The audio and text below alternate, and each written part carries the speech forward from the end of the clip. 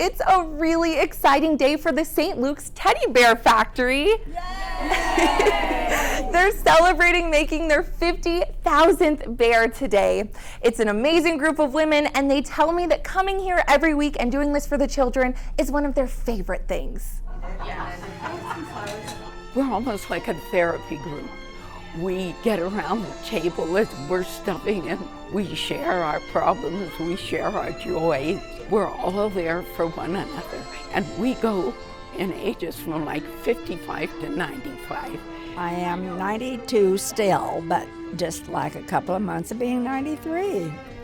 I'm 97 years old, and I sew the finishing touches of the teddy bears. I'll be 98 in December. My doctor said I was Amazing Grace. My name's Grace. Grace, like many others in the group, has arthritis in her hands, but she says this type of work really helps her. And it's hard for me to sew, but I do it for the exercise too because it's good for my hands. And I love to make teddy bears. The teddy bears are made to comfort kids staying at St. Luke's. You know, when a child goes into surgery and goes into the hospital, they don't let them bring a toy. And so these little stuffed bears are all cloth and their faces and everything. The cloth bears are permitted into surgery, and each one is given a hug before it's packed away. They all are sent with a love before they leave our hands.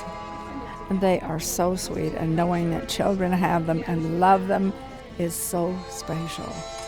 The St. Luke's Teddy Bear Factory is going strong and hopes more people will consider joining them. We just recruit and bring in people all ages. We don't care what your age. You know, if your fingers work and your brain works, that's all we require. Well, this amazing group has been around for 20 years, and they've put in more than 12,000 hours of making these amazing teddy bears. They're all unique and made with love. They are always looking for some help, donations, and supplies. So if you're interested, you can always head to the Dick Erdley Senior Center and see how you can contribute to keep this going. Reporting in Boise, Sophia Dumani, CBS 2 News.